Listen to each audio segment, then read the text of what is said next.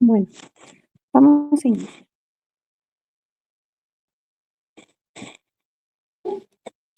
Ah,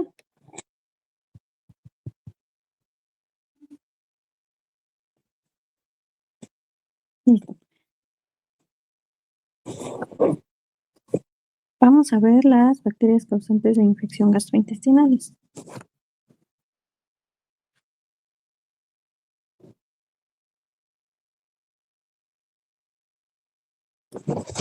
Estas incluyen Helicobacter pylori, Escherichia coli, Vibrio cholera, Campylobacter, Shigella y Clostridium difficile. Vamos a empezar con Helicobacter pylori. Pues esta va a ser bacilos delgados, curviados. Importante,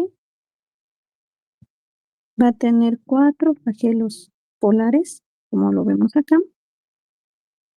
Gram negativo va a ser microaerofílica y móviles. Ureasa positivo, que va a ayudar a que nuestra bacteria pueda persistir en ambientes con un pH reducido. ¿Por qué? Pues porque vamos a estar en el estómago y pues en el estómago tenemos un pH muy ácido. Y si nuestra bacteria no resiste, pues no nos va a poder infectar. Pero gracias a la ureasa va a ayudar a que pueda vivir en ese pH tan reducido. Y tiene oxidasa positivo. Y este es un Tenemos los factores de virulencia. Vamos a tener la citotoxina vacuolizante. Tenemos dos tipos, VAC-A y CAC-A. La VAC-A, que es esta, va a causar apoptosis, eso es lo más importante, en la célula eucarionte en la que va a ingresar. Y CAC-A va a inducir cambios en múltiples proteínas celulares. Eso es como lo más importante, que causa apoptosis y que induce cambios en las proteínas. Va a utilizar varios mecanismos para poderse adherir pues a nuestra mucosa gástrica. Algo muy importante es que, pues obviamente tiene flagelos, tiene 4, entonces va a ser muy móvil. La movilidad le va a ayudar a llegar a la localización con un pH menos ácido que va a estar debajo de la mucosa gástrica, donde la ureasa va a crear un microambiente aún más neutral mediante la producción de amoníaco.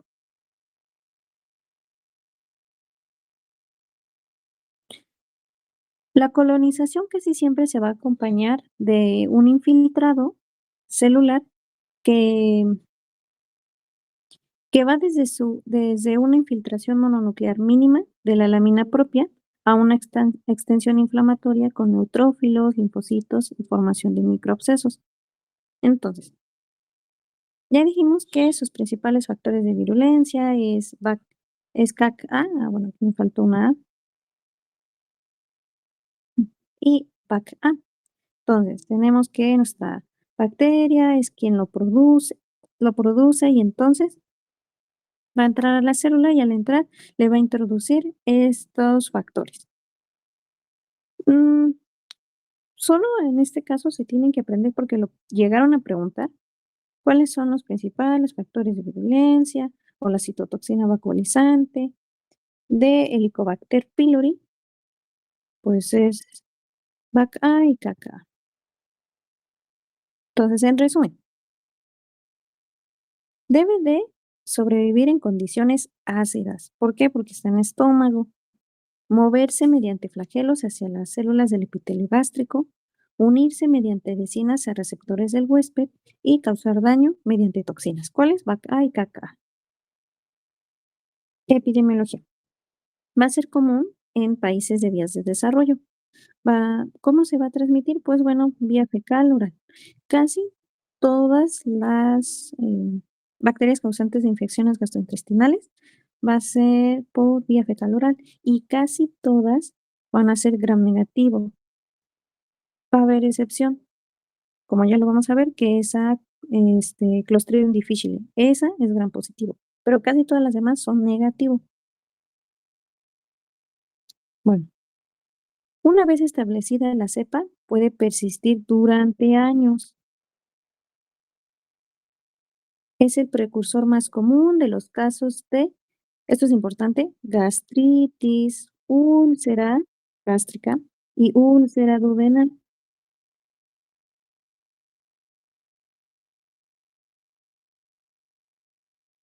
que no se deben a los medicamentos. Esto es muy importante, porque los pueden llegar a confundir, porque Clostridium difficile, o sea, el problema va a ser que nuestro paciente tomaba muchos medicamentos, muchos antibióticos. En este caso es porque no toma medicamentos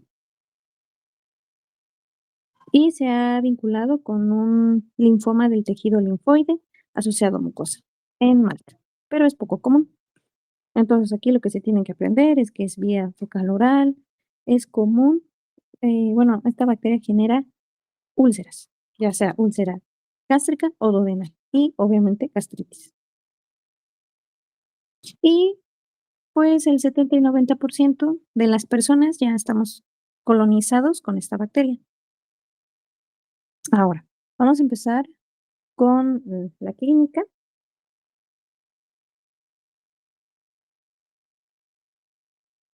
Entonces,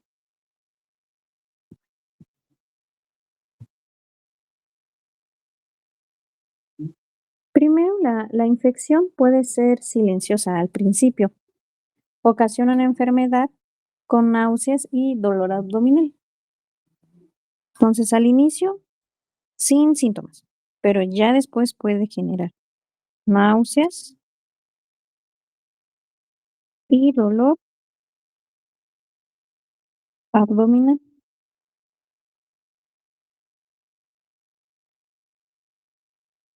que este puede durar hasta 2 semanas. Ya pasando los años, ya vamos a empezar a tener gastritis. Y si digamos que si la gastritis no se trata, ahora vamos a pasar a las úlceras. Entonces tenemos la úlcera gástrica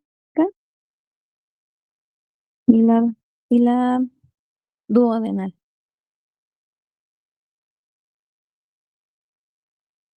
¿Y esto qué genera? Pues nuestro paciente va a tener náuseas, anorexia, vómitos, y muy importante, gracias a en los cuadrantes que se divide nuestro abdomen, recordemos que hay 9, pero anatómicamente nuestro estómago está en el epigastrio. Entonces, ¿dónde va a ser el dolor? En el epigastrio.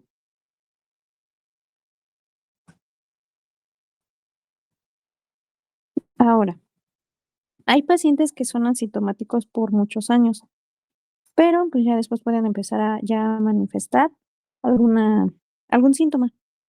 Y pues puede llegar a mayores, que puede ser una perforación, generar sangrados externos, generar peritonitis a causa de una infiltración de nuestro contenido gástrico a la cavidad peritoneal. Pero entonces ya lo hemos mencionado muchas veces. ¿Qué genera? Úlceras. Úlceras, pero esto es gracias a tener una gastritis crónica. ¿Por qué? Porque nuestro paciente no se atendió.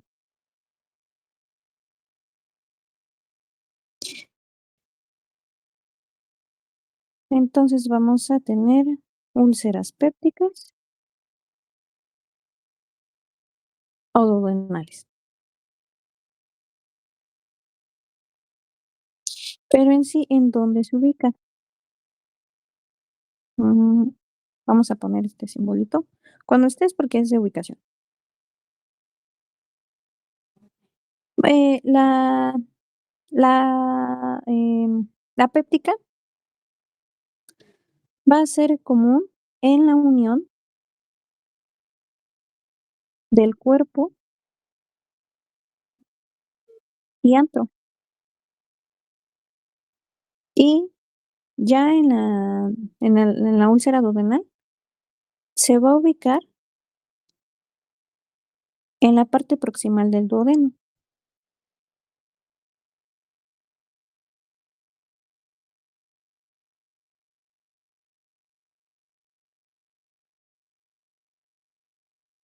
Ya va. ¿Qué otra cosa genera?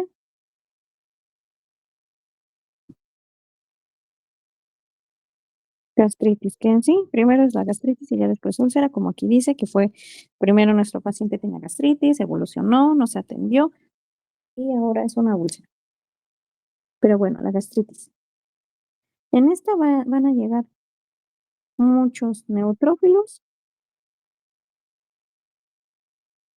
y células mononucleares. Mononucleares. Vamos a tener dos fases. La fase aguda, que es la primera, la fase aguda, y aquí, ¿qué nuestro paciente nos va a referir? Es muy importante que se aprenda en la clínica porque gracias a la clínica es lo que nos va a ayudar a poder diagnosticar a nuestro paciente. No vamos a poder estar mandando laboratorios y laboratorios a cada rato, no. Gracias a la clínica es como nosotros vamos a poder identificar qué tiene. Entonces va a tener sensación de plenitud. ¿Esto qué quiere decir? Que nuestro paciente se siente lleno.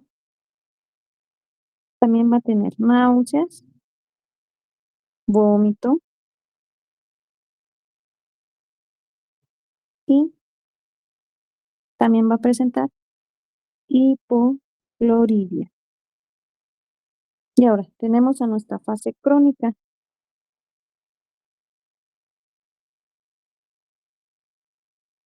En esta se va a lastimar el antro gástrico. Entonces ya se lastimó nuestro antro. ¿De quién? Pues gástrico. Y bueno, pues vamos a pasar a ver imágenes. Esta es nuestra úlcera duodenal. Aquí está. Y aquí tenemos a nuestra úlcera gástrica.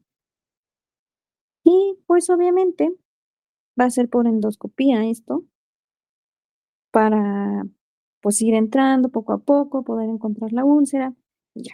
Entonces, primero se encontró la gástrica, imaginemos que tenemos un paciente que tiene las dos. Entonces, a la hora de entrar, pues obviamente vamos a encontrar primero la gástrica y luego la duodenal. Aquí tenemos otras imágenes.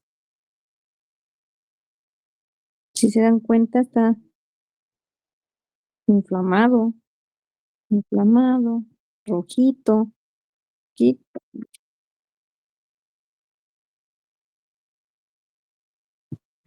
hay varias. Inflamadísimo. Ahora vamos a ver un estómago bonito y uno con Helicobacter pylori. Se ve súper bien en diferencia. Rosita, lisito, un poquito brilloso y aquí inflamado. Ahora, vamos con el diagnóstico. Al observar Helicobacter pylori, se va a poder hacer a partir de una biopsia de la pared gástrica y se va pues, a procesar por métodos histopatológicos. Y podemos hacer una tinción que se llama Warthin-Starry, que es esta, pero aquí si nos damos cuenta, aquí están los vacilos. También podemos hacer una con hematoxilina y eosina, Giemcia, y en el cultivo es difícil. ¿Por qué? Porque vamos a tener que hacer un procedimiento invasivo que va a ser agarrar tejido de nuestra pared del estómago. Lo vamos a tener que inocular en medios de cultivo como agar sangre, agar chocolate o medio de esquirro, pero pues estos tienen que estar enriquecidos con carbón, sangre o hemina. Y pues es complicado. Entonces, lo más fácil es realizar una prueba de ureasa. ¿Cómo se hace? Pues aquí en la imagen nos damos cuenta, este es un aparatito que va a medir los niveles de urasa. Le pedimos al paciente que introduzca como el tubito a su boca, sople y va a medir los niveles de ureasa. No es invasivo, es más fácil y gracias a esta prueba lo podemos identificar. O también a la atención Worting Star. Y ahora, tratamiento. Tenemos que le podemos dar amoxicilina, algún macrólido, tetraciclinas, un subsalicilato de bismuto, que este es el famoso Pepto-Bismol. El Pepto-Bismol no comercial, pero en sí es un subsalicilato de bismuto. O inhibidores de la bomba de protones, que este es el omeprazol. Lo van a ver en farmacia. Y obviamente tenemos, por ejemplo, llegó un paciente que tenía gastritis, le estaban dando omeprazol, que es un inhibidor de la bomba de protones, y nos decía que no le hacía efecto, que le seguía dando reflujo y que le ardía y todo. Y entonces el problema fue que no se lo estaba tomando de la manera correcta. Se tiene que tomar la pastilla 30 o 15 minutos antes de comer, para que entonces empiece a hacer su efecto y evitemos el reflujo, el ardor y todo eso. Entonces, a nuestros pacientes le tenemos que decir cada vez que le mandamos omeprazol o algún otro inhibidor de la bomba de protones, que se lo tiene que tomar de 30 a 15 minutos antes de comer. Porque si no, pues solo se la estaba tomando, pero ni siquiera le hacía efecto. Ahora, vamos a empezar con Escherichia coli. Esta bacteria está larga. Tiene 5 como tipos. Y sí se las preguntan. ¿Por qué? Porque las pueden revolver muy fácilmente. Entonces esta sí se la tienen que aprender muy, muy bien. Entonces vamos a empezar. Tenemos a Escherichia coli. Como les mencioné, casi todas las enterobacterias van a ser gram negativo, a excepción de Clostridium difficile, que es gram positivo. Pero bueno, va a ser un bacilo, gram negativo, anaerobio y aerobio. O sea, como quiera, ella va a poder vivir. ¿Por qué? Porque pues es facultativo. Va a ser catalasa positivo. Esta casi todo es positivo. Catalasa positivo, ureasa positivo, lactasa positivo. Es móvil porque tenemos estos flagelitos. Oxidasa negativo, indol positivo y va a fermentar lactosa y glucosa. Vamos a tener factores de virulencia como todas las bacterias. Y tenemos el lipopolisacárido, que va a estar ubicado en la membrana externa de la pared celular. Vamos a tener pilosidades tipo 1 y tipo 2, que le va a ayudar a unirse a la manosa. Tenemos pilosidades tipo P, que estas son casi las que siempre les preguntan, que funciona de SINA, súper fácil. Tenemos la hemolicina alfa, que va a crear poros similares a la streptoglicina O, que esta ya la habíamos visto en RESPI. Vamos a tener importantísimo, este es el que no se les puede olvidar, factor necrosante citotóxico, que es una toxina AB. Tenemos la toxina Shiga. Esta la van a ver también en Shigella, pero también la tiene coli. Entonces, toxina Shiga es una toxina AB. B se va a unir a su receptor y entra como una vacuola. Y luego, ya que entró, A llega a Golgi. ¿Para qué? Para inhibir la síntesis de proteínas. Casi siempre B hace primero el trabajo para que A entre fácil y haga todo. Ahora, eso es importante. Tenemos toxinas labiles y tenemos toxinas estables. ¿A qué? Al calor. Entonces tenemos la toxina lábil, que igual va a ser una toxina B.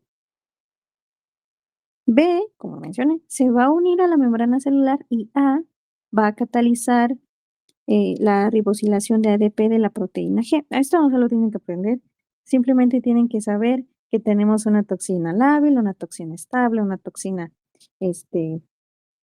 Shiga y pues un factor necrosante citotóxico y que todas son toxinas AB.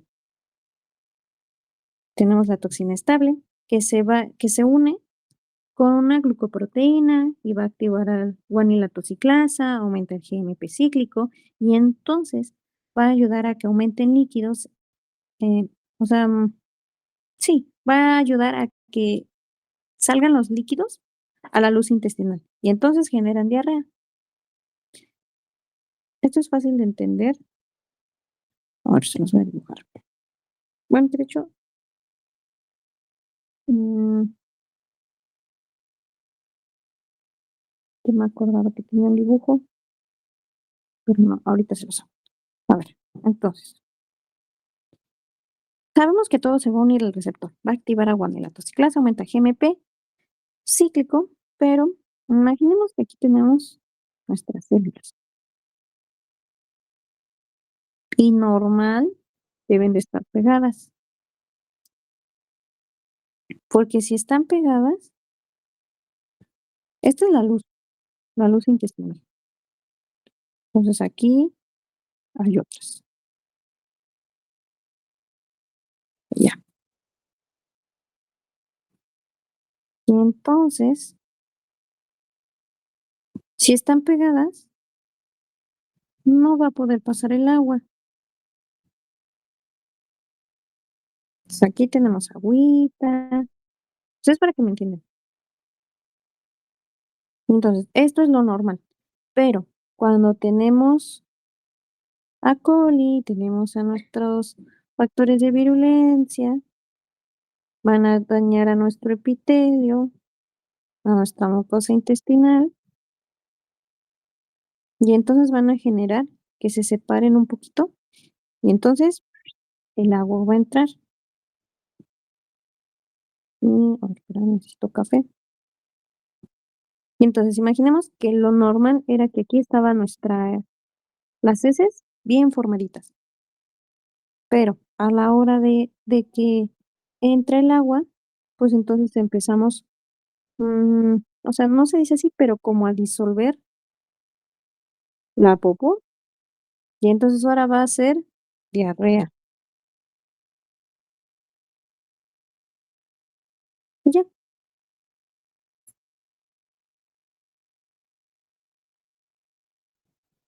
Mm, a ver, espérame tantito.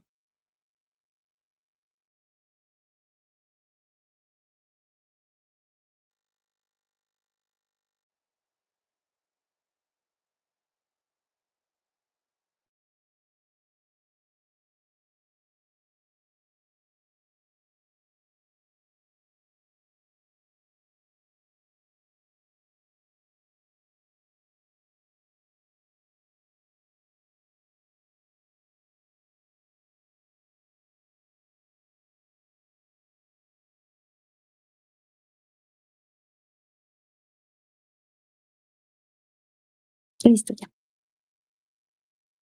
Entonces tenemos ahora epidemiología. Se va a hacer por agua y alimentos contaminados y puede colonizar la región periureteral en las mujeres. ¿Por qué? Bueno, esto es anatomía. Sabemos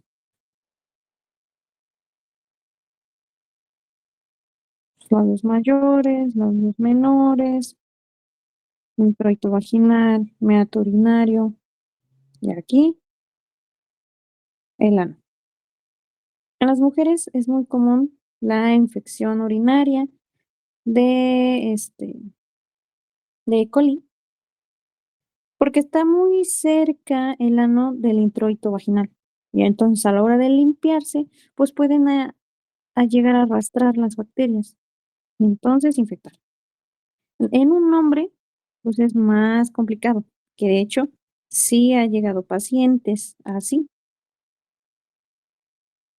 que no, algo está haciendo mal para que un hombre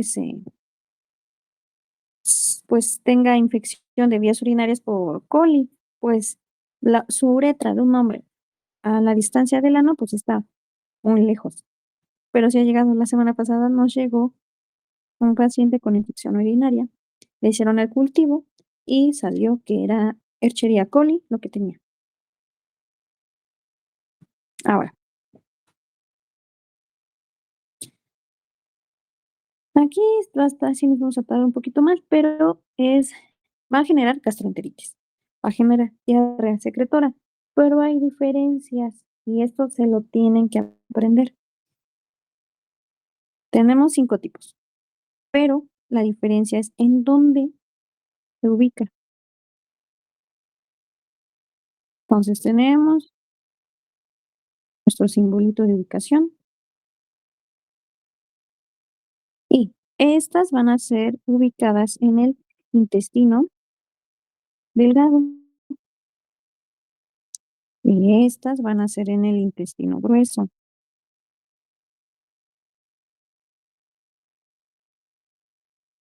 Tenemos que en el intestino delgado vamos a tener a algo llamado enterotoxigénica. Enterotoxigénica.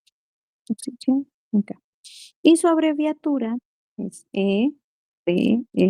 ¿Por qué? Porque es Escherichia coli enterotoxigénica. Y se lo tienen que aprender con esto, porque en los DEPAS no les ponen enterotoxigénica, no, les ponen esto.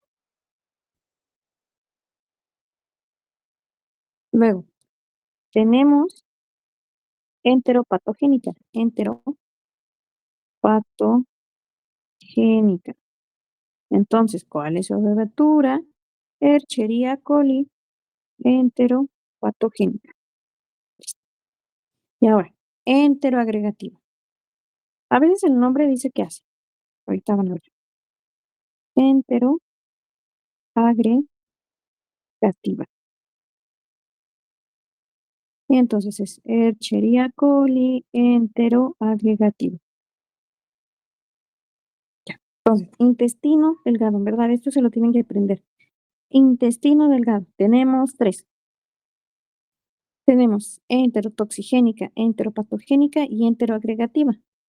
Ahora, intestino grueso, tenemos enterohemorrágica.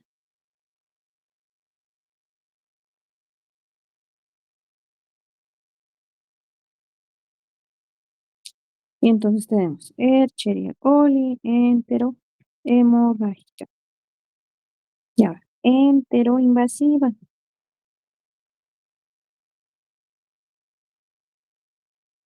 Y es Escherichia coli enteroinvasiva. Y ya, esas son las 5. Y este cuadrito les va a ayudar muchísimo. Y tiene el simbolito, pregunta de examen, aprendérselo. Y solo para que vean, esto es lo de las 5 tipos. Y pues se lo tienen que aprender. Pero lo amarillo es lo que les va a ayudar como a decir, es esta. Entonces vamos a ir poquito a poquito. Tenemos Escherichia coli enteropatogénica.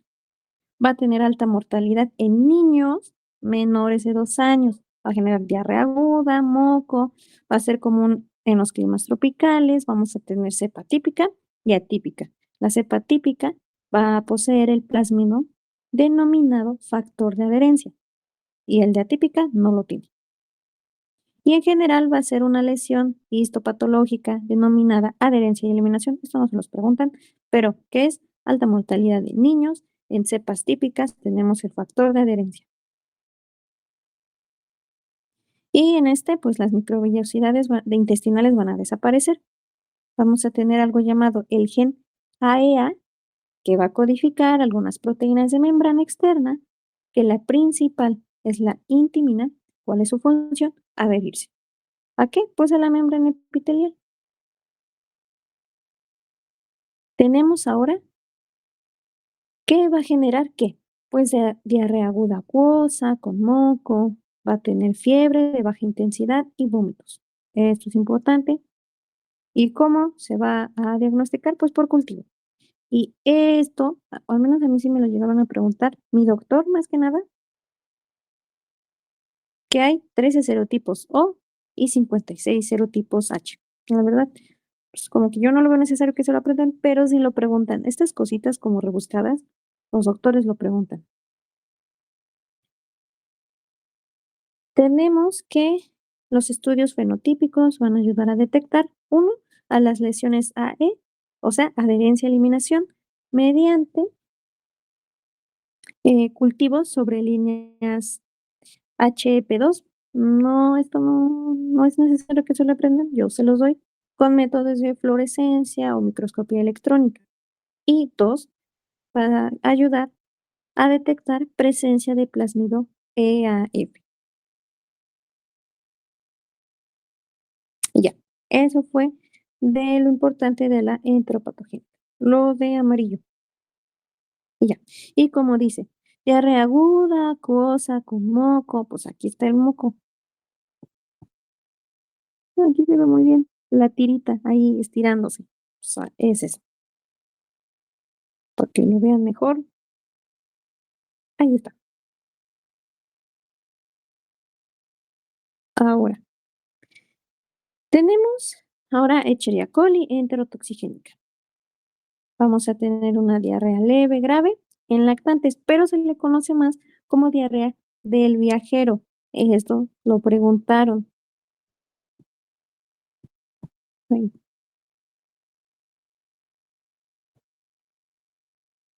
vamos a tener una enterotoxina termolábil y una termoestable que van a hacer alterar la absorción de cloro y sodio.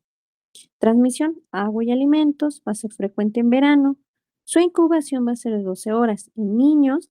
Después de varias horas de tener esta bacteria, van a empezar a estar lentos, letargo, hiporexia, distensión abdominal, diarrea acuosa con o sin fiebre. Pues el cuadro va a iniciar con una distensión abdominal, vómitos frecuentes que no presentan moco, ni pus, ni sangre, ni leucocitos, pero va a tener 10 evacuaciones al día. Tiene, ya dijimos que las enterotoxinas, tenemos la termoestable, que es STA y STB, importante, que se van a unir a guanilato. O sea, el mecanismo como tal no se los preguntan, pero sus doctores sí, así que se une a guanilato ciclasa, va a incrementar la concentración de GMP cíclico, lo que va a activar la secreción de cloro y va a inhibir la absorción de cloruro de sodio. Recordemos que donde va el sodio va agua. Es una regla que lo van a ver en fisiología. Tenemos la toxina termolábil que va a penetrar la mucosa intestinal, va a activar adenylatoxiclasa en la membrana, va a generar aumento del AMP cíclico, que esto va a generar la activación sinasa y va a producir la salida de líquidos. Su tratamiento es trimethoprim con sulfametoxazol más loperamida. Y, importante, pues tenemos diarrea. ¿Qué puede tener nuestro paciente? Deshidratación. Entonces, ¿qué tenemos que dar? Líquidos, hidratarlo. Entonces, aquí está.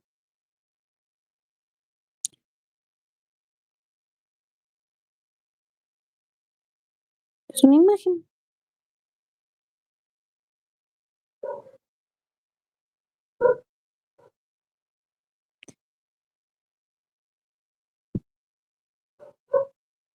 Ahora, tenemos a Escherichia coli, pero ahora enteroinvasiva.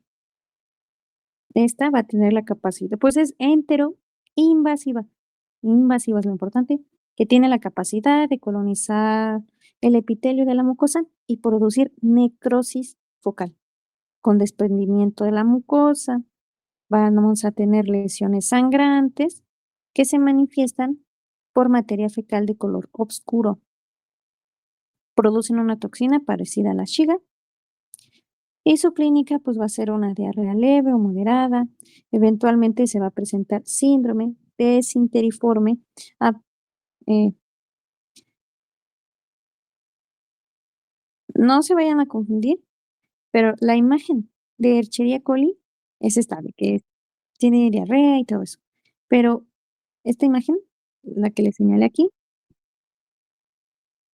es para coli enteroinvasiva. Por eso aquí dice síndrome Desinteriforme. Este es el síndrome desinteriforme que tiene sangre. Disentería. Fiebre, malestar general, dolor tipo cólico, tenesmo y mialgias. Las evacuaciones inicialmente son acuosas y posteriormente van a progresar a diarrea con sangre. Aquí está. Y con moco. Aquí está.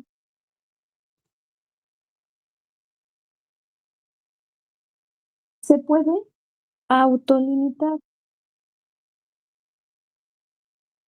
en 2 o 3 días. En la mayoría de los casos, la diarrea va a cesar y una semana después del inicio, pero en menor casos, pues la sintomatología va a persistir más de 2 semanas. Y diagnóstico cultivo. Ahora, Escherichia coli, entero, hemorrágica. Este en específico la preguntaron en el tema pasado. Les llegan a preguntar como cositas de esta, pero a veces sí se enfocan más en una. Y en ocasiones en los depas, o sea, sí se tienen que saber muy bien todas las bacterias, porque en ocasiones se enfocan solo en una, y el depa incluso solo son de 3 bacterias, y ya. Y todo lo que estudiaron es así como, o sea, solo vino de 3. Entonces sí lo tienen que estudiar muy bien todas, porque posiblemente la que no estudiaron es la que vayan a preguntar más. Así que no se atrasen, porfa.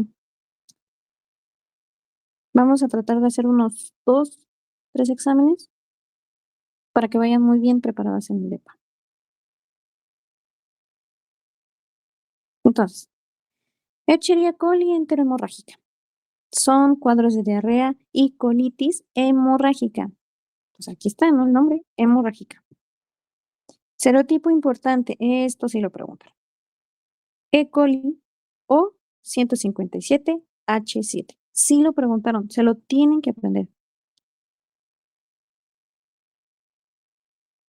Va a ser una vinculación posterior con síndrome urémico hemolítico. ¿Cómo se va a transmitir? Pues con alimentos y agua contaminada, de persona a persona, y va a ser 4 días de incubación. Común en países en desarrollo. Tenemos a la toxina Shiga-like, que inhibe síntesis de proteínas y genera muerte celular, causa de colitis y hemorrágica. O sea, colitis hemorrágica.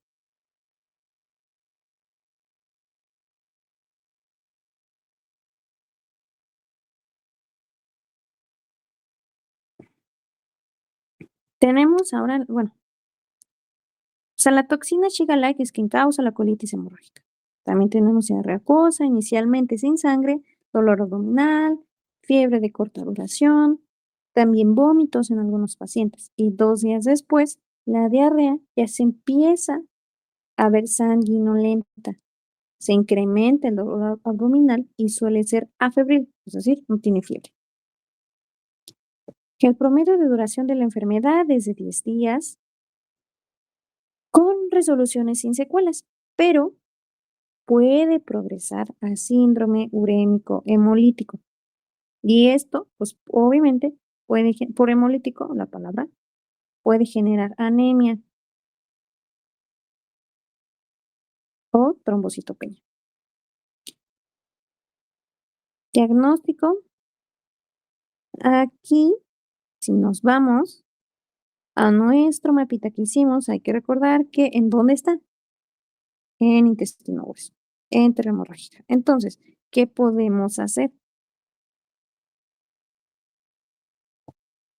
Pues una rectosigmoidescopía, que se va a observar eritema, edema y unas mucosas friable. Este es el síndrome urémico. No, es la disentería. Esta es la disentería, que es ese es con sangre. Su tratamiento igual trimestoprim con sulfamethoxazol.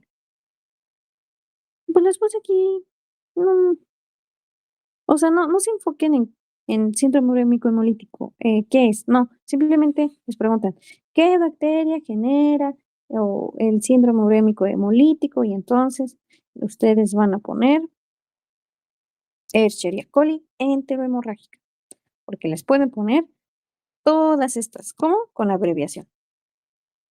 Y tienen que saber cuál es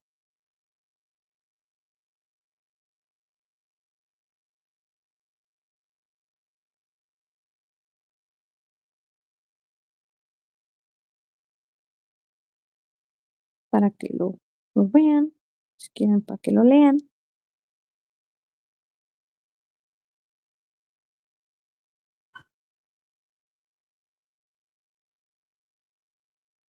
Ahora, tenemos la Escherichia coli enteroagregativa.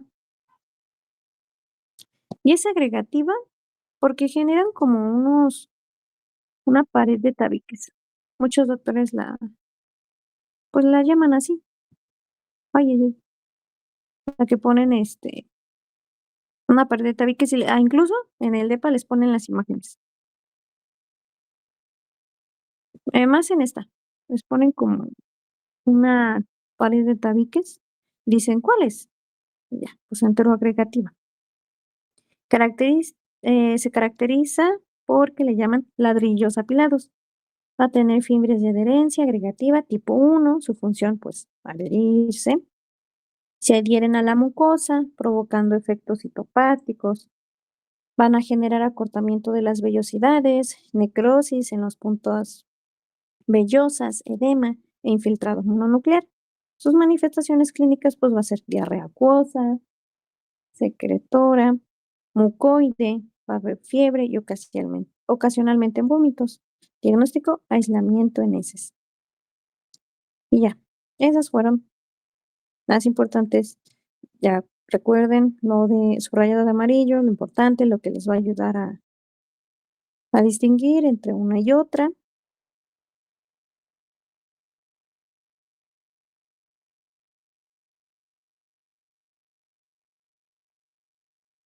¿Por qué? Porque aquí les ponen, ah, se le conoce como diarrea de viajero, enterotoxigénica. La enteropatogénica, pues es alta mortalidad en menores de 2 años, tiene moco y hay serotipos eh, O y H, enteropatogénica. Enteroinvasiva, pues genera síndrome disenteriforme. Ahí está. Genera el síndrome urémico hemolítico. Aquí está, enterohemorrágica. Tiene el serotipo O157H7, enterohemorrágica. Pues se le conoce como pared de ladrillos enteroagregativa. Así, su diagnóstico.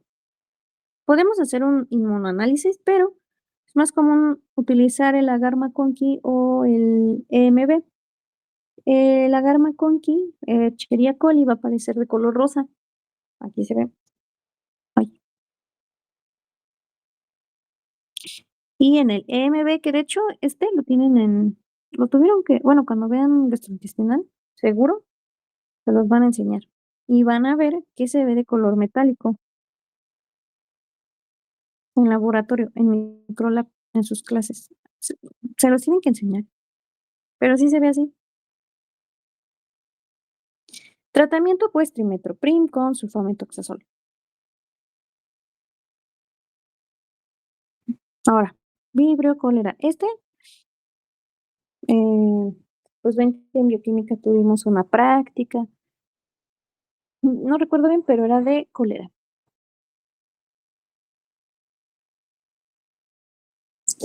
Son bacilos curvos, gram negativo, anaerobio facultativo, fermentadores, oxidasa positivo, flagelos polares, por lo tanto, tienen movimiento. Tenemos el serotipo O1 y O139. Lo preguntaron. Necesita un pH entre 6.5 y 9. O sea, es un pH más básico que ácido. Y aquí está. Vemos que es un bacilo, es como medio curvo y con es gram negativo. ¿Por qué? Porque se ve rojito. Ahora, tenemos los factores de virulencia. Son un poquito largos,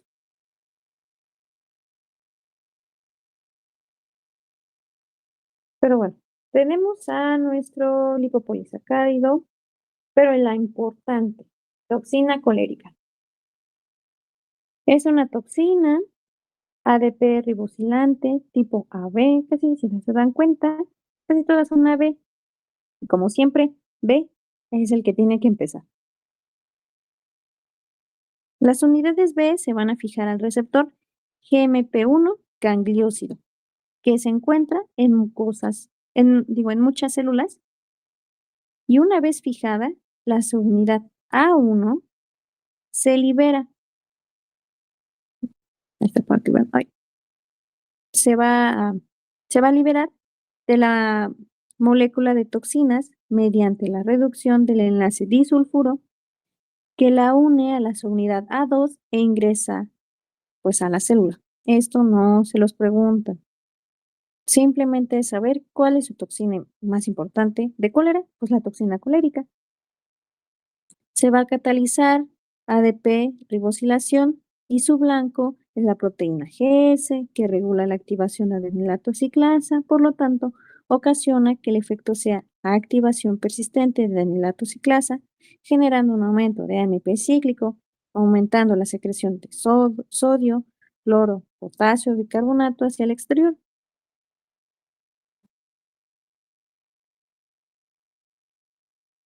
Ahora, bibliocorera debe de llegar al intestino delgado. Eso es lo importante. Nada al interior de las criptas intestinales, se multiplica y va a producir los factores de virulencia. ¿Cuál es toxina colérica? Se adhiere gracias a los pilis. La salida de líquido y electrolitos es máxima en el intestino delgado,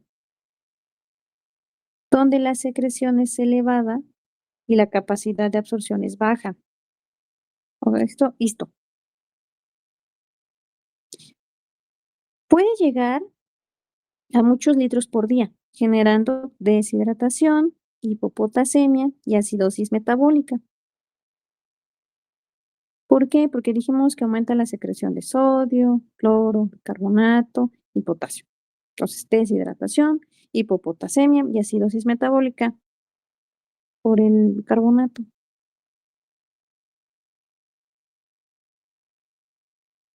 Vamos a tener un regulador principal, que es la proteína transmembránica, TOX-R, que detecta los cambios ambientales en el pH, osmolaridad, temperatura.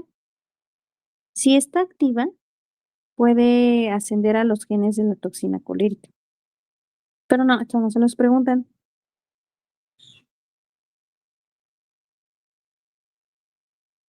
Epidemiología. Vamos a tener contaminación del agua.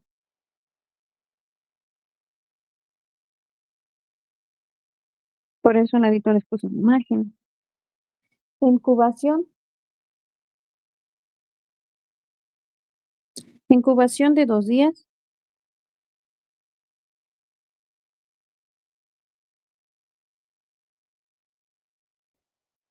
Va a ser endémico en África y el serotipo O139 es muy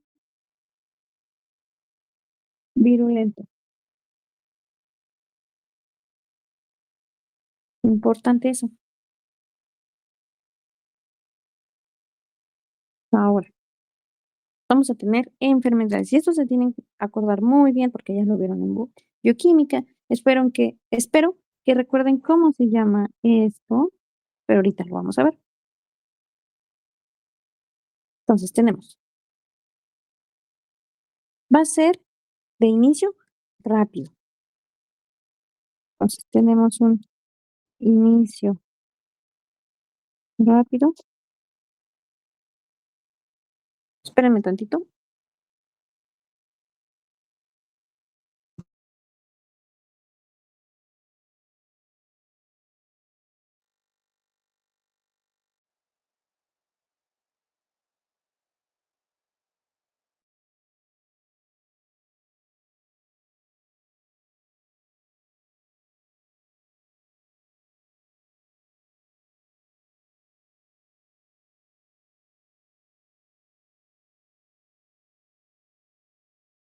Listo, ya volví.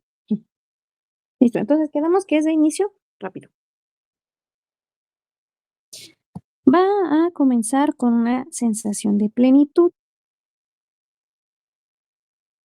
Ya habíamos quedado que es que se siente lleno. Y es muy raro que lo mencionen, pero puede decir que se siente como incómodo, incomodidad abdominal que se siente es como, pues siento como algo. O más fácil que nos digan, sienten muchos movimientos o ruiditos en el estómago. ¿Qué es? Peristalsis.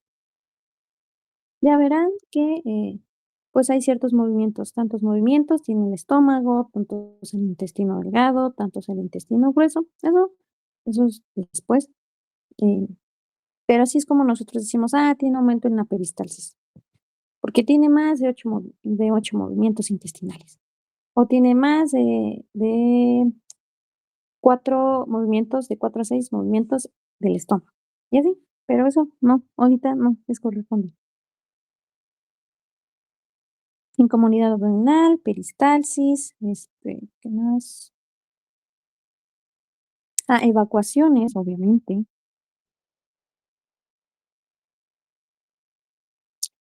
y vómitos. Y entonces, rápidamente, las heces se vuelven acuosas. Entonces, heces acuosas, voluminosas, casi indoloras, casi.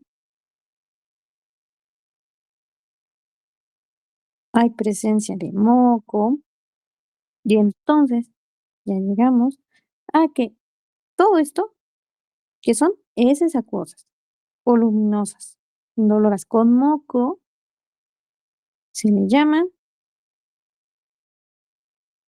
agua de arroz. Importante, ¿por qué? Porque lo preguntaron. Bacteria que genera, no, es que les llega, las preguntas son como paciente que refiere dolor abdominal, que menciona que tiene moco y nos llevó una imagen de sus heces porque se le parecieron extrañas. Y entonces colocaron esta imagen. ¿Qué bacteria ocasiona lo llamado agua de arroz? Y entonces nosotros ponemos, ¿qué es la bacteria Vibrio cholera? Y entonces, obviamente, ¿cómo va a llegar nuestro paciente? Va a llegar con deshidratación extrema. Deshidratación extrema, hipotensión.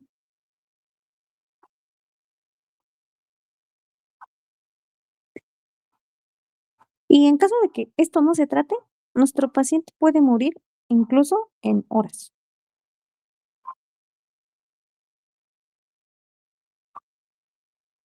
Más que nada por la deshidratación, pues es muy grave.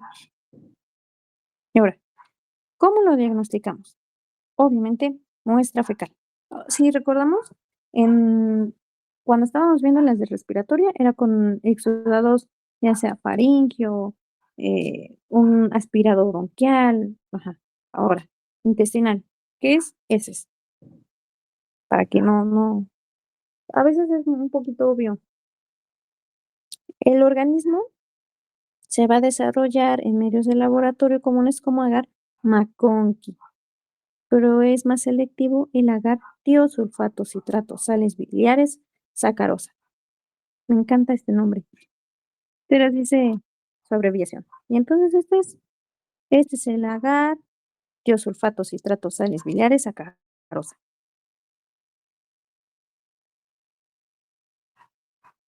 Tratamiento, pues obviamente reposición de líquidos, electrolitos y una terapia antimicrobiana que puede ser la toxiciclina. Es un antibiótico. Ahora, Campylobacter jejuni.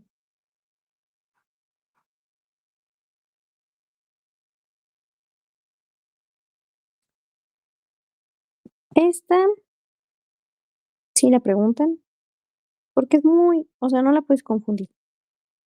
Porque es esto, es un bacilo, gram negativo, en forma de coma o S, flagelo polar, en uno o en ambos extremos, móvil, es muy rápido, es oxidasa positivo y no forma esporas. Aquí está. ¿Nos damos cuenta? Sí, sí está en S. A ver, aquí hay otra. Algunas sí se ve, pero tienen como solo una como flexión, pero se ve. Mm, sí se ve. Factores de virulencia. Tenemos que vamos a tener a la flagelina, que es una decina, y una enterotoxina que va a ser termolable. La infección se establece por ingestión oral, seguida por una colonización de las mucosas intestinales. Vamos a tener una adhesión eh, muy fácil gracias al flagelo. Los posibles mecanismos de lesión van a comprender con una citotoxina y la acción de un lipoligosacárido. Hay asociación entre Campylobacter jejuni y el síndrome de Guillain-Barré, que es una neuropatía desmielizante aguda que va a ser precedida por una infección de Campylobacter jejuni.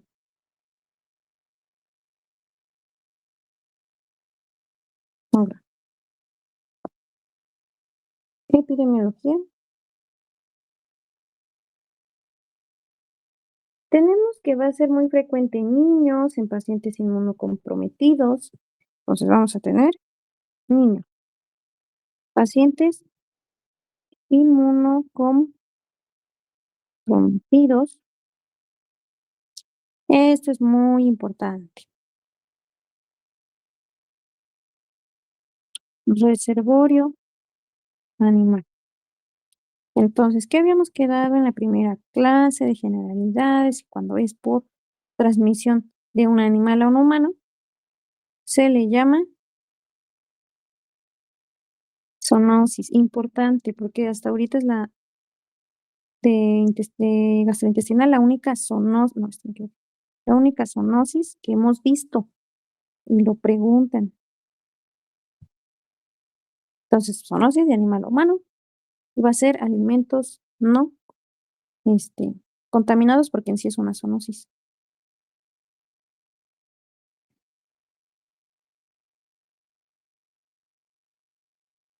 Ahora, enfermedades. Vamos a tener que va a ser una incubación de 3 a 5 días.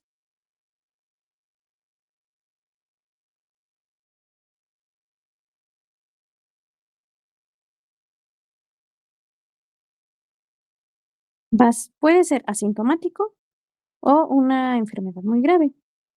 Vamos a generar el síndrome diarreico secretor importante. En las hesas la las heces van a ser líquidas y abundantes. Entonces, heces líquidas y muy abundantes. Vamos a tener también vómitos. mm, pues obviamente, pues al tener todo esto, vamos a tener deshidratación, dolor abdominal,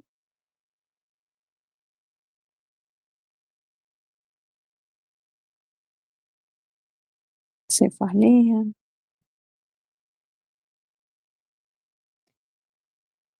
Las heces con moco y sangre son más común en pacientes pediátricos. Esto es importante. Ahora, complicaciones.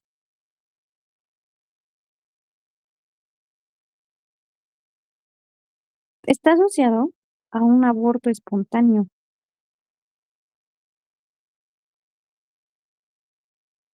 al síndrome de Reiter y meningitis.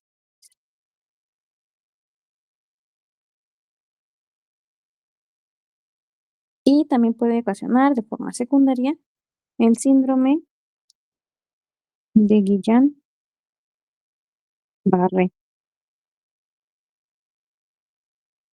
Entonces, síndrome de Reiter, hay una triada que es artritis, uretritis y conjuntivitis. También puede generar espondiloartropatía, caracterizada por una inflamación de la membrana sinovial, también una fascia y tendones. Y aquí está, es la conjuntivitis, si nos damos cuenta, está muy rojito. La artritis,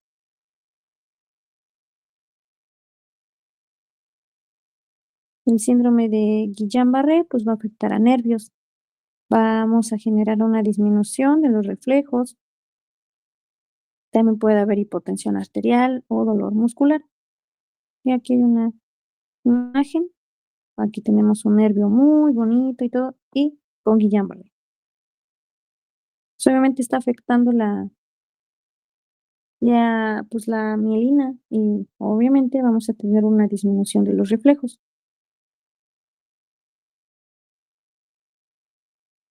Ahora, tenemos el diagnóstico. Va a ser mediante aislamiento del microorganismo a partir de las heces. ¿Cómo? Así, todas heces, heces, heces. Bueno, tiene que ser en un ambiente microaerofílico y tenemos muchos agares en los que los podemos cultivar. En Butzler, Skid Row, el Campipap, Agar Sangre y Macoqui. Pero los primeros 3 deben de llevar antibióticos como vancomicina y bacitracina para que puedan crecer. Y imaginemos que no luego, luego se va a hacer como el cultivo. Entonces, si la muestra no es procesada inmediatamente, el medio de transporte es Clary-Blay. Y esta es una imagen del agar Campipap.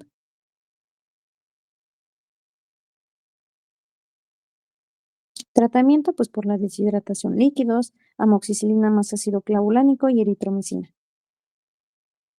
Este, no sé si les ha llegado a tocar que hay doctores que solo mandan amoxicilina, cosa que no, como tal, no se debe de hacer. Lo verán en Pharma en el último bloque. Pero para que se vayan un poquito adelantando, la amoxicilina no se puede mandar solita, se tiene que mandar con ácido clavulánico porque la bacteria genera algo que se llaman betalactamasas. Lo que hacen las betalactamasas es como inhibir, destruir a la amoxicilina. Y solo damos amoxicilina, las betalactamasas, pues van a, digámoslo así, burdamente, a matar a la amoxicilina y pues ya, ahí se acabó todo. Pero si yo agrego ácido clavulánico, el cual esta va a inhibir a nuestras beta-lactamasas, pues ya no va a haber nada que inhiba a mi amoxicilina. Entonces, digamos que el ácido clavulánico va a defender a la amoxicilina para que la amoxicilina haga su efecto. Ya, es un datito. Ahora, tenemos Shigella dysentery.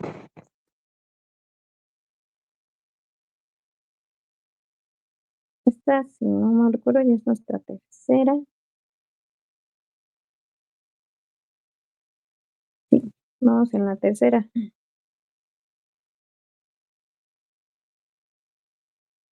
Pero bueno, tenemos Shigella dysentery. Generalidades. Pues es un bacilo móvil, gram negativo, anaerobio facultativo, oxidasa negativo, tiene lipopolisacáridos, no fermenta manitol y es lactosa negativo. Y aquí se ve súper bien. Son bacilo móvil, gram negativo. Factores de virulencia.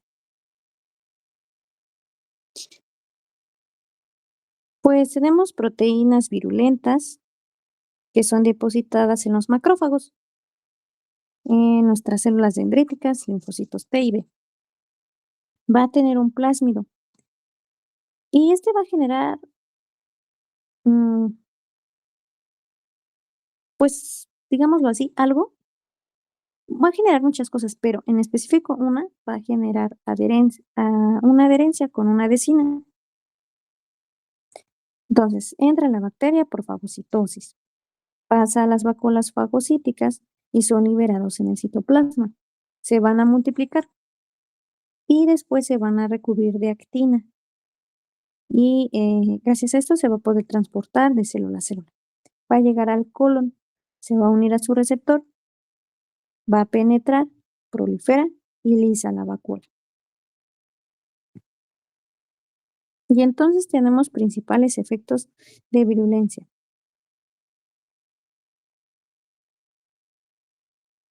que son unos efectos en las toxinas que va a generar diarrea,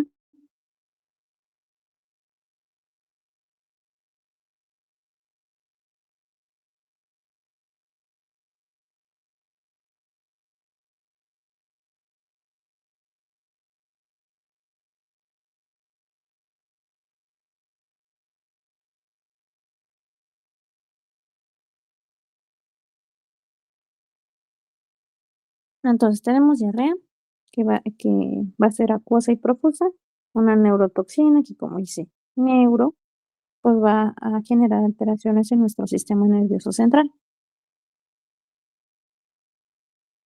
Y entonces, para que les quede un poquito más claro, vamos a hacer un dibujo.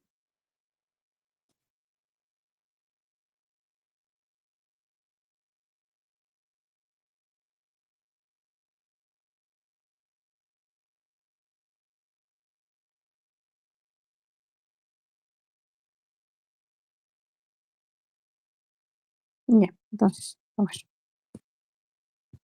Aquí dice, va a entrar la bacteria por fagocitosis. Entonces, tenemos aquí bueno, mejor así. Nuestra bacteria, toda feliz, y entonces puede llegar un macrófago y se la va a comer. Ya, entonces ya tenemos el primer paso. Entra la bacteria por fagocitosis. Pasan a las vacuolas fagocíticas.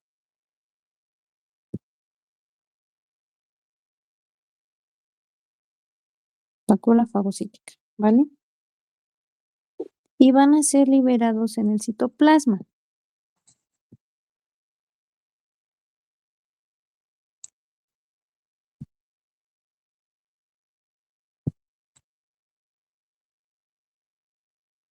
Entonces ya fue liberado en el citoplasma.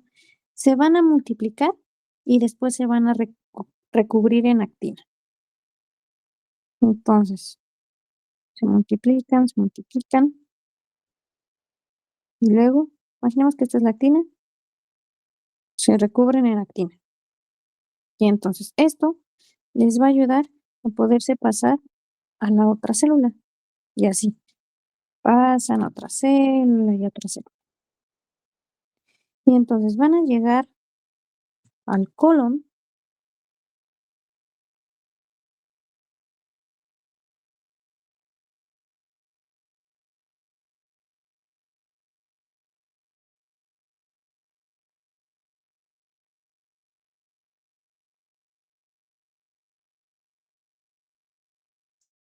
Ya. Pues recordemos que este es el colon ascendente, colon transverso, colon descendente. Entonces llegan a, digo, es intestino grueso ascendente, transverso, descendente, colon. Ya. Se unen a su receptor.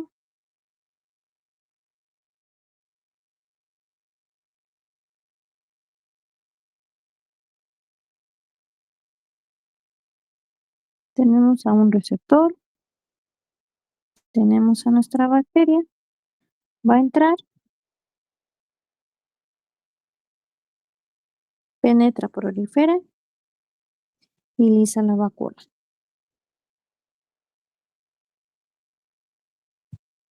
Ujú. Ahí estaba la vacuola, ya que entró, lo lisó y desaparece la vacuola. Ya, eso es lo que pasa.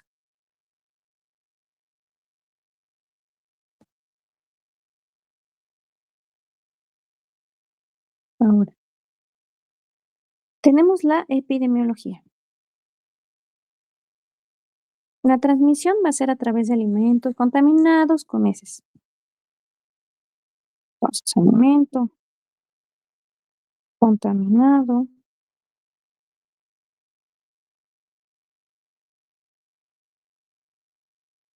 En este caso puede ser un fomite, que ya recordamos de la primera clase de generalidades, que un fomite puede ser un objeto inanimado que se contaminó y cuando nosotros lo agarramos, pues nos puede infectar. Un ejemplo que he hecho en investigaciones, la bata del médico. Están viendo si la bata del médico es un fomite, que de hecho sí, eh, para ver si la quitan. Y ahora, puede sobrevivir en leche,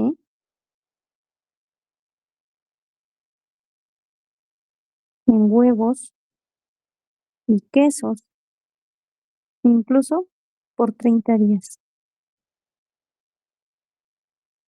Y es común en menores de 10 años. Y ahora, esto es importante, más que, pues sí es importante, pero también es interesante. Un paciente infectado va a excretar los bacilos durante un mes. Entonces tenemos ahora enfermedades.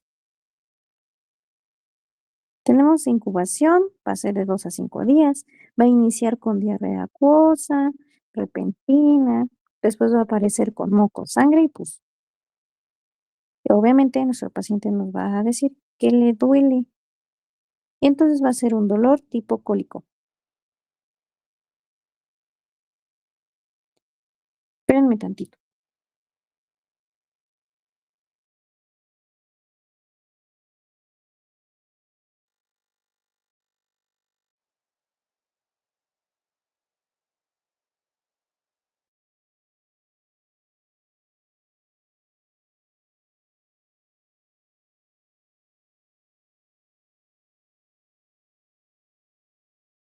Listo.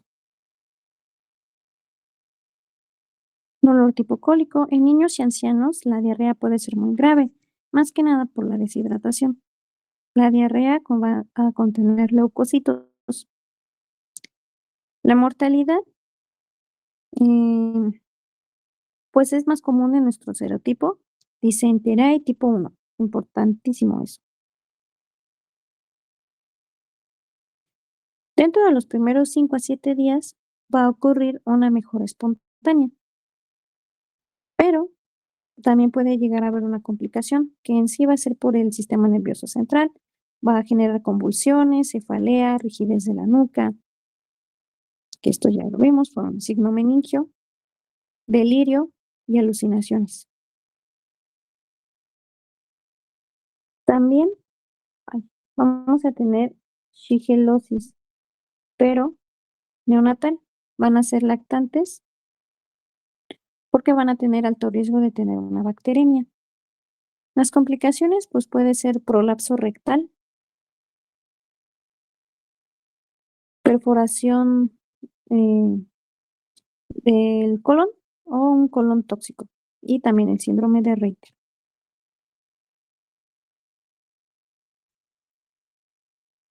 Diagnóstico.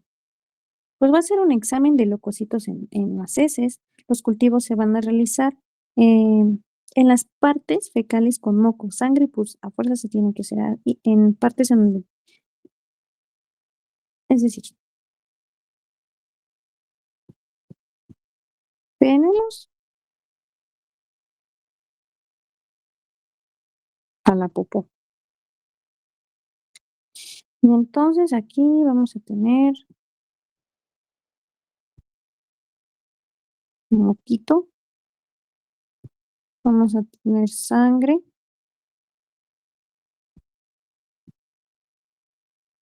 y pus. Y entonces, el químico, como es una tipo palita, pero muy chiquita, de aquí va a agarrar muestra para poder realizar un cultivo. Imaginemos que aquí ya la lleva. Entonces va a realizar un cultivo. En donde, pues, las colonias en agar McConkey son transparentes. Ahí está.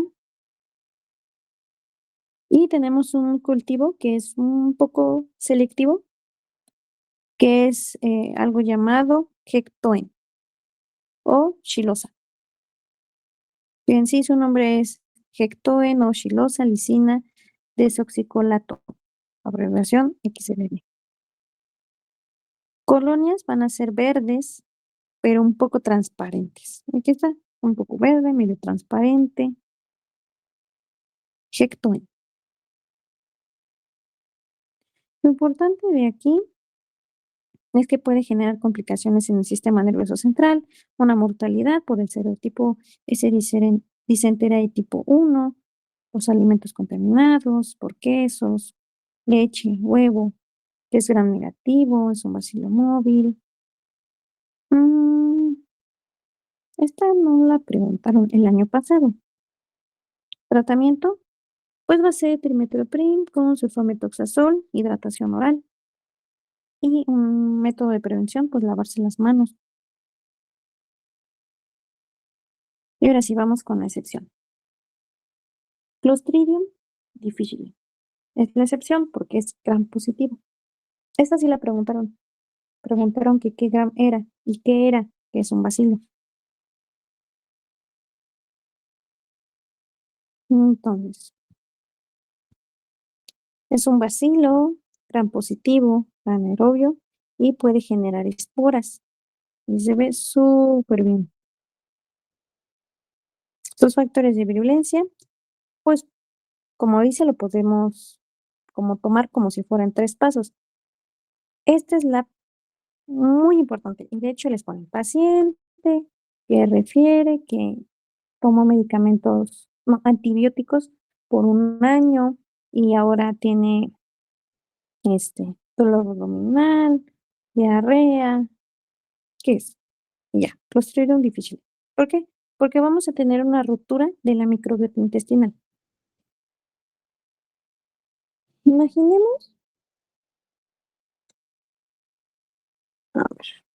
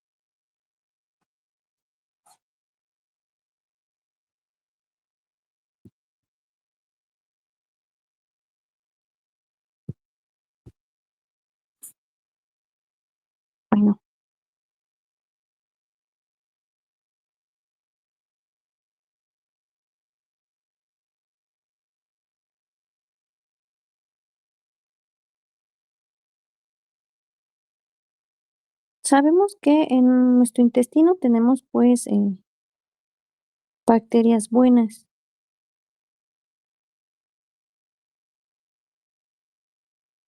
pues son parte de nuestra microbiota. Cuando nuestro paciente no está tomando, antibióticos, puede que tenga Clostridium difficile, pero como no está tomando antibióticos, nuestra microbiota normal, pues, está fuerte, nos defiende. Pero cuando un paciente toma antibióticos, los antibióticos matan todo, tanto microbiota, bacterias malas como buenas. Entonces, si yo tomo antibióticos, pues va a matar a mi bacteria buena, y entonces la mala va a aprovechar y va a aumentar, va a empezar a generar daño, y entonces esa bacteria mala era Clostridium difficile. Entonces, por eso es ruptura de nuestra microbiota intestinal por uso de antibióticos. Vamos a tener que va a ser una germinación de esporas y esto genera la fase de colonización, donde la bacteria se une a la superficie del epitelio y va a producir una toxina A, que es una enterotoxina, y una toxina B, que tiene una acción citotóxica.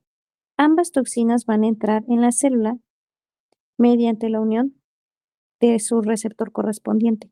En caso de A, va a ser el receptor GP96 del epitelio colónico y B, condroitin sulfato proteoglicano 4.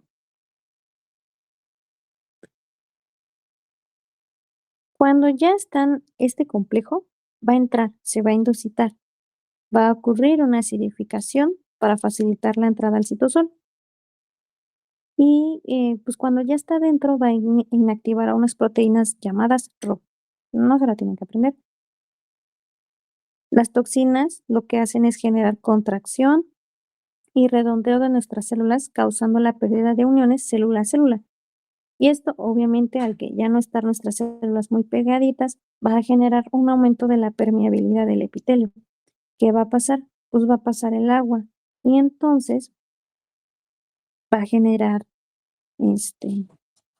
pues diarrea.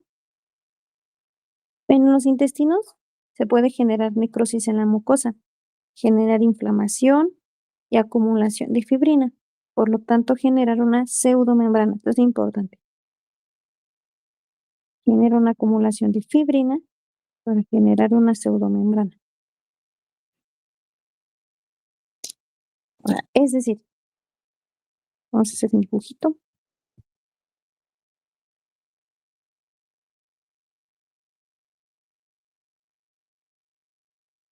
Tenemos a nuestro epitelio.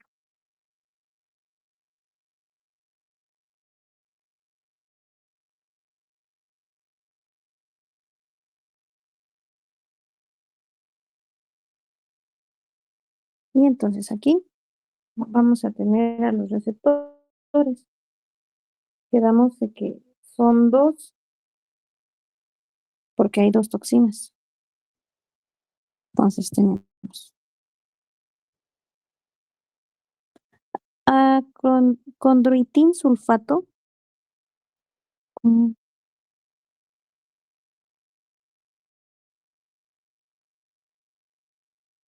sulfato 4 y a GP96. Y entonces, si recordamos, tenemos a nuestra toxina A.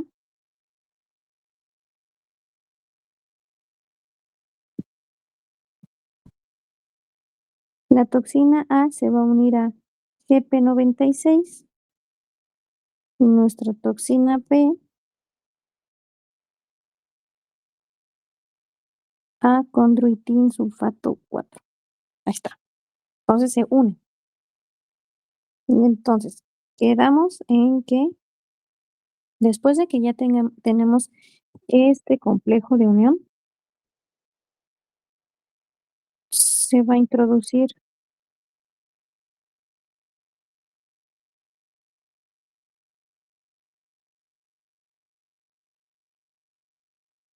Entonces, tenemos a nuestro receptor, nuestra toxina, nuestro receptor, nuestra toxina. ¿Pero en qué?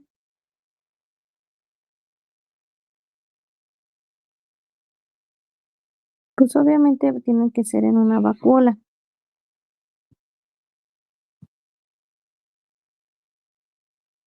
Ya, ahí tenemos las dos. Y entonces, gracias a esto, nuestros epitelios se van a empezar como a redondear y pues ya va a haber separación. Y entonces el agua empieza a entrar. Esta es la luz intestinal. Espérenme tantito.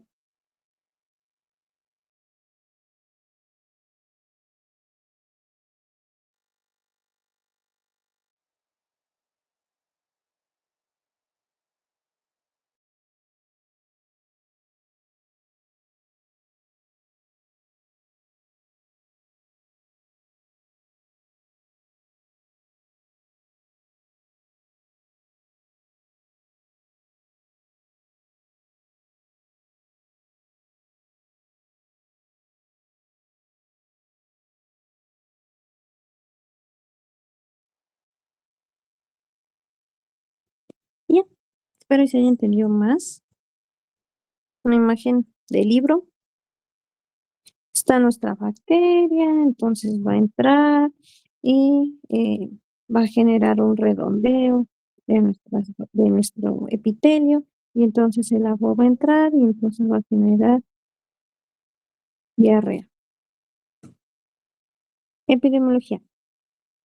Puede ser como una flora comensal de un paciente y si el paciente toma antibióticos por mucho tiempo va a generar que la bacteria se multiplique, como les mencioné cuando explicamos este dibujito. Enfermedades. Colitis pseudomembranosa. ¿Por qué pseudomembranosa? Porque recordemos que va a generar una inflamación, acumulación de fibrina y generar una pseudomembrana, generando colitis pseudomembranosa. Va a ser un cuadro diarreico, desde leve hasta grave. Diarrea acuosa o sanguinolenta, cólico abdominal, fiebre, hipovolemia, perforación y va a afectar al colon.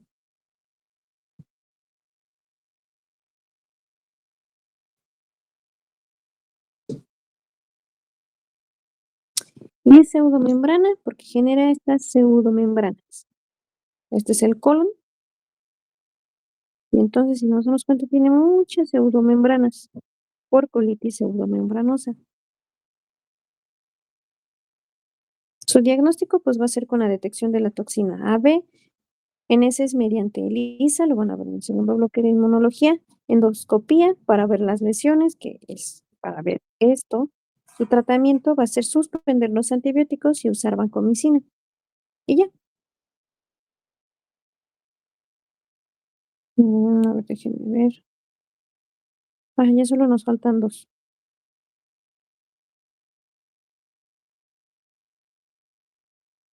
Ya casi terminamos.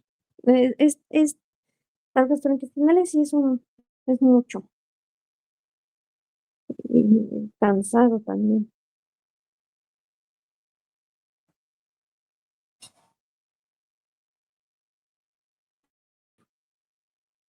Tenemos salmonella enteritis. Ya casi terminamos, ya casi. Tenemos géneros. Tenemos salmonella typhi, cole... no entiendo mi letra. Colela... Ah, Coledaeseus y enteritidis. Va a ser un bacilo gram negativo no capsular. Tenemos flagelos. Vamos a tener pericítricos, fimbrias, pili, no esporas, aerobio o anaerobio facultativo, fermentado, glucosa, maltosa y manitol. Y aquí hay una imagen.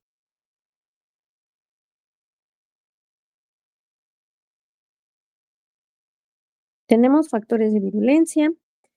Las células ingeridas soportan acidez gástrica. Van a avanzar Van a avanzar a través de la mucosa intestinal y finalmente alcanzan el intestino delgado. Pues avanzan y llegamos al intestino delgado por medio de una vacuola. Y esta es la mini vacuola.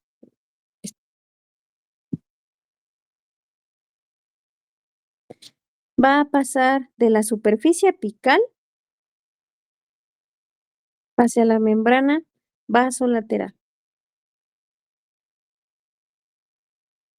Una vez en la célula, a ver, espérenme. Sí, pensé que no tenía encendido el micrófono, pero sí. Una vez en la célula, va a entrar a la lámina propia. Ahí va a inducir respuesta inflamatoria. Obviamente, si se inflama, va a generar permeabilidad y son fagocitadas por neutrófilos y macrófagos.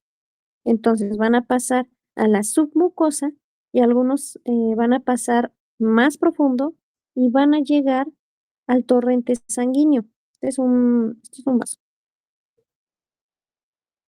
Entonces aquí tenemos, como dicen, a nuestro macrófago y a nuestro neutrófilo. Importante, esto sí lo preguntan, ¿por qué? Pues porque es lo único que tiene, pero es el antígeno B. Su función va a ser inhibir la fagocitosis y ocuparlos como transporte. Entonces, en vez de que nuestro macrófago diga, no, esto no tiene que estar, ya me dijeron que es que tal bacteria yo la tengo que matar. Pero entonces, cuando el macrófago encuentra la bacteria tiene el antígeno B y el antígeno B ayuda a que no haya fagocitosis y entonces lo ocupe como su transporte. Va a ser su carrito para poder llegar al torrente sanguíneo y poderse diseminar. Epidemiología va a ser por comer alimentos contaminados como leche. Los huevos son un vínculo para poder infectar. Es muy común en niños, en menores de 5 años, pero también en personas adultas de 20 a 30 años o incluso mayores de 70 años. Y entonces tenemos la enfermedad, tenemos gastroenteritis. Va a ser una infección a las 24 48 horas con diarrea grave, ruidos hidroaéreos, cólicos de diferente intensidad, náuseas, vómito. Generalmente no hay fiebre. Vas a tener una diarrea que su síntoma principal por 3 días, perdón, la diarrea va a ser el síntoma principal por 3 días y va a parar así de manera espontánea en un término de 7 días. Bacteremia, ¿por qué? Porque recordemos que pasó muy profundo a los vasos sanguíneos y el macrófago lo ocupó como transporte y gracias a eso puede llegar a más lugares, que eso es gracias al tener como esa habilidad, pues vamos a generar las complicaciones. Pero bueno, la bacteremia va a generar fiebre, escalofríos, mialgias, anorexia y pérdida de peso.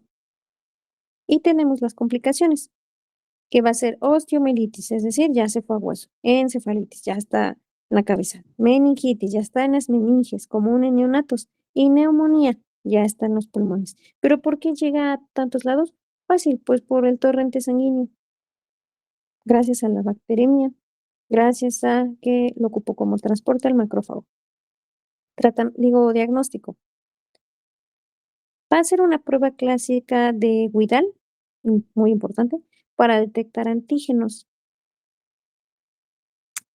Tenemos el agar Salmonella shigella, que es SS, que va a aparecer colonias de color negro. Esto es muy importante porque es muy característico.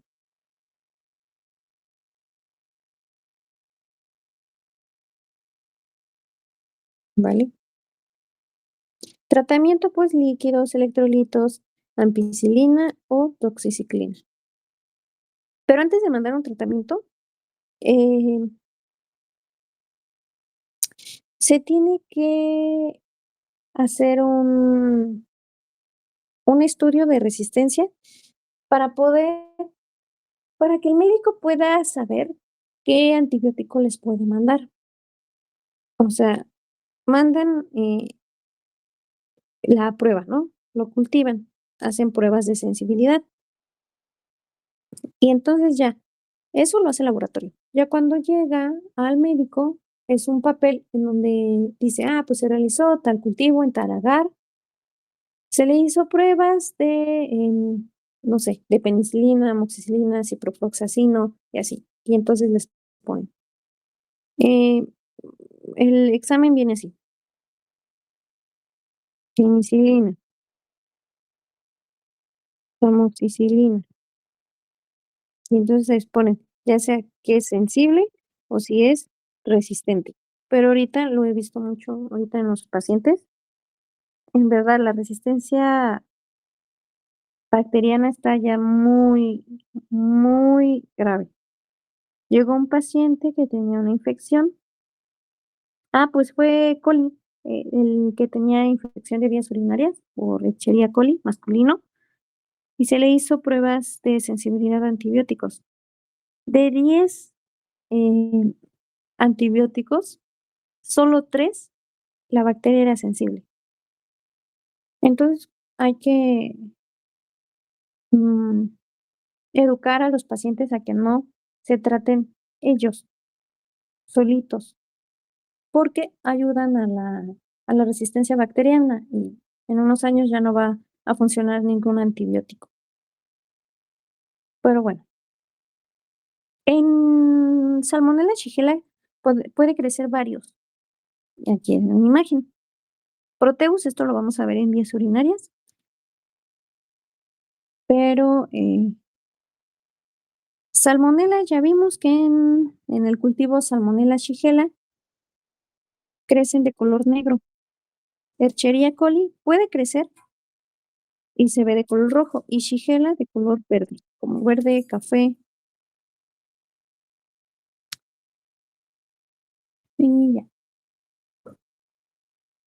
Y ya estamos en la última.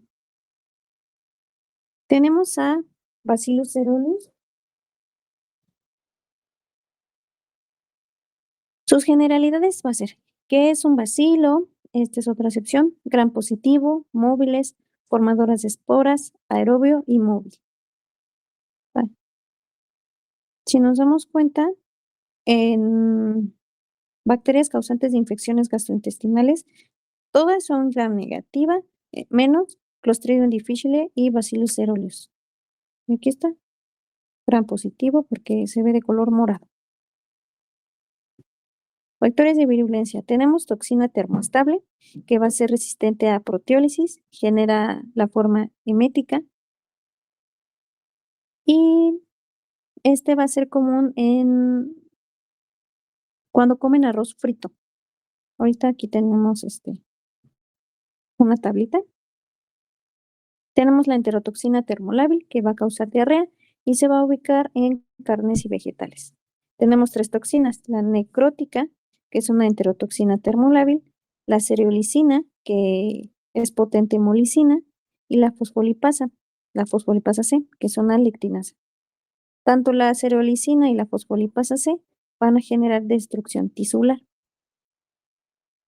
Epidemiología va a ser carne, pollo, vegetales y arroz frito o arroz chino. Y tenemos las enfermedades. Tenemos una forma emética y una forma diarreica. Esto sí se lo tienen que aprender porque si lo preguntan. Vamos a empezar primero con la forma emética. Nuestro paciente refiere que comió arroz chino. Su incubación va a ser de -6 a una media de 2 horas. Síntomas: va a ser vómito, náuseas y espasmos. Esto es importante, vómitos. En ningún momento en la forma emética hay diarrea, solo vómitos, náuseas y espasmos. Duración, o sea, la sintomatología dura de 8 a 10 horas. Y la enterotoxina causante de la forma emética es la termoestable. Y así les preguntan. Les puede decir paciente, a ver cómo. Puede ser, mm, toxina causante de la forma emética causada por Bacillus cereus. Y entonces ustedes ponen termoestable.